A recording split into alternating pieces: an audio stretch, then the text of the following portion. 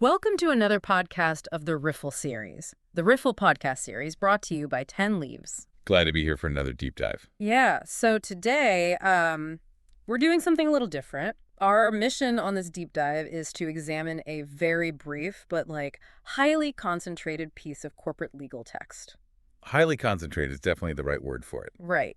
It's the ADGM 2026 Commercial Legislation Amendments Notice. From the Abu Dhabi Global Market. Exactly. And our goal here is to basically decode this dense list of regulations and rules, to understand the structural shifts happening over there in the ADGM.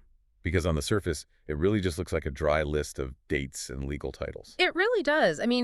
It notes that the board of directors enacted these changes on June 4, 2026, but then the directive was published later on June 26. Right, there's that gap. Yeah. So, okay, let's unpack this. Let's do it. For you listening, reading a list of legislative amendments like this, it's basically like looking at the patch notes for a massive computer operating system. Oh, I like that analogy. That's exactly what it is. Right. Because it might look dry, like just a bunch of bug fixes or whatever, but it actually dictates how everything in the entire system functions. Yeah, it validates the whole structure. And while it's a very short notice, the way it separates into specific regulations in paragraph 3 and rules in paragraph 4, it actually provides this really fascinating blueprint of how a major global market structures its governance. Okay, so let's start with that timeline, because I think it sets the scene for the administrative foundation of this whole operating system, right? Frequently. We have this gap. Enactment date by the board is June 4. Publication date is June 26. A 22-day delay. Which, in global finance, is an eternity. Why enact a sweeping set of commercial amendments, but just, sit on it? Well, think about it from an infrastructure standpoint. Passing the law at the board level is just theory, right? They sign the paper. Sure. But an enacted law is totally useless if the market's infrastructure isn't actually ready to enforce it. Like the IT systems. Exactly. The digital registries of the ADGM need to be recoded. The portals that law firms use have to accept the new forms.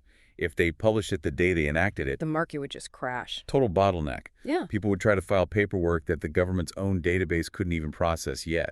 So that delay is just administrative runway. That makes sense. But, okay, let me push back on something here. Go for it. Look at paragraph 3. We've got the Administrative Regulations Amendment number 2, 2026, and the Companies Regulations Amendment number 2, 2026. Right, the bedrock rules. But it's only June of 2026. They're already on Amendment number 2 for the year. If I'm bringing $1 billion to a jurisdiction, I want stability. Why are they updating their core rules so much? Is the system broken? What's fascinating here is that the whole definition of regulatory stability has completely inverted. What do you mean? Well, historically, you're right. A static rulebook was safe. But today, if a jurisdiction isn't updating its commercial regulations multiple times a year, it's falling behind. So it's a sign of a responsive market. Yeah. Exactly. Capital craves relevance now. The administrative and companies regulations are the baseline. By pushing amendment number 2 so quickly, they're proving they have the agility to refine the rules of engagement just as fast as the market invents new business models. So if you're not patching the core system, bad actors find loopholes, or innovators just leave. Yeah, exactly. They take their money to someone who understands their tech. Okay, so building off that, let's pull back the veil a bit on ownership and licensing. Yeah. Because once we have the foundational company regulations... You need to know who is actually running them. Exactly, who gets the permission to operate. And this notice highlights the Beneficial Ownership and Control Regulations Amendment number 2. Also amendment not 2. Right. And then it hits Commercial Licensing Regulations Amendment number 1. Yep. And then totally separately, the Commercial Licensing Regulations Conditions of License and Branch Registration Rules 2026A. It's a mouthful. It is a massive mouthful. But let's start with beneficial ownership. What does that actually mean in this context? So beneficial ownership is all about peeling back the corporate layers. Finding the real humans involved. Exactly. Finding out who actually holds the power and, honestly, the purse strings. Transparency here is just a critical theme for global markets right now. Because of international pressure? Oh, massive pressure. The tolerance for opaque shell companies is basically zero these days. It used to be a box-ticking exercise, but now it's about active verification. Okay, so they're aggressively tightening ownership. But here's where it gets really interesting. When you look at the document structure for commercial licensing, it's split. Right, into two parts. Exactly. We have a broad regulation, the amendment number 1 up in paragraph 3. And then these highly specific rules down in paragraph 4, like the branch registration rules. Yes. Is this, like, okay, tell me if this analogy works. Are regulations like the broad traffic laws, like saying, hey, speed limits exist, and the rules are the specific implementation, like saying this specific road has a 30-mile-per-hour limit? That is a brilliant way to put it. Yes. Oh, sure. Because separating regulations from rules allows the board of directors to just handle the broad mandates.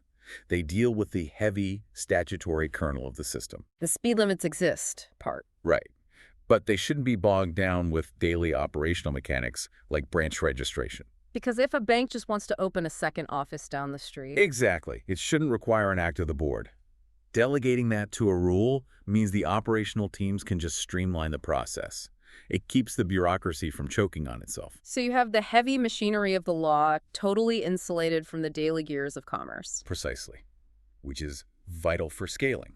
Okay, so now that we know how these entities are owned and licensed, let's look at the actual types of corporate structures they're dealing with. This is my favorite part of the 2026 SWIP. Because it's where traditional partnerships meet the digital frontier, right? Absolutely. We have limited liability partnerships rules 2026. Very traditional. Right, very old school. And right next to it, the Distributed Ledger Technology Foundation's Regulations Amendment number 2. Yeah, the contrast there is wild. It is. So why update both simultaneously? If we connect this to the bigger picture, you're seeing the ADGM balancing the old and the new. On one hand, you have limited liability partnerships, time-tested, reliant on human trust. Law firms, consultancies, that sort of thing. Right. And on the other hand, concurrently, they are amending DLT foundations, which are cutting-edge blockchain frameworks built entirely on cryptographic truth. Decentralization. Exactly. But, okay, put yourself in the shoes of a regulator. Imagine regulating a distributed ledger technology foundation. It's a nightmare if you use the old rules. Right. Why is it so vital for a global market to give DLT its own specific regulatory foundation? I mean, why not just lump it under the general company's regulations and call it a day? Because standard corporate law would destroy it. How so? Well, if you force a decentralized protocol into a standard tech company wrapper, you have to name a CEO, right? Yeah. You have to have a board of directors. Centralized control. Exactly. You kill the decentralization. But if you don't give it any legal structure... It can't interact with the real world. Right. A piece of code cannot sign a lease for a server farm. It can't open a bank account. So the DLT Foundation acts as this bespoke legal membrane. A legal membrane. I like that. It creates a recognized entity that can hold assets and sign contracts while allowing the internal governance to stay completely decentralized. Governed by smart contracts. Or token voting, yeah. And the fact that we're on Amendment Number 2 for DLT in 2026. Right. Why the rush on that one? It just shows that the digital asset space is moving so incredibly fast. Foundation rules require continuous, dedicated recalibration. You have to maintain market safety without suffocating the innovation. But earlier we talked about beneficial ownership and how they want total transparency. We did. So how does that work with DLT? Blockchain is famous for pseudonymity. Doesn't demanding ownership transparency cause massive friction with decentralized networks? Oh, massive friction. It's the defining regulatory tightrope walk right now. Because the ADGM is saying, we'll give you the legal wrapper, but... But you have to pierce the veil of anonymity. Yeah. Exactly.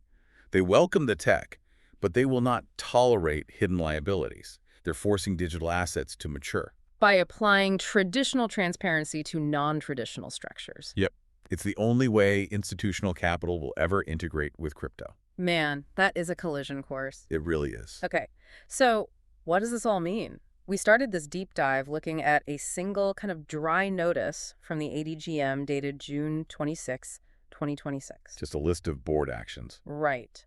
But we've actually uncovered this amazing story. It's a market simultaneously tightening its administrative core and pushing for absolute ownership transparency. While also refining its licensing down to the mechanics of branch registrations. Exactly. And balancing centuries-old traditional LLPs with these crazy advanced DLT frameworks. Yeah, and I think, for the listener, it's easy to overlook this stuff. It might just seem like a niche bulletin by order of the board of directors, right? Usually stuff people skip over. Exactly. But these are the exact levers that dictate how global finance and future technologies are actually built, funded, and managed. It's the fine print of the future. It really is. It proves that the future of business is written in regulatory amendments. And honestly, this raises an important question. Which is? Just how fast corporate law must move today to keep up.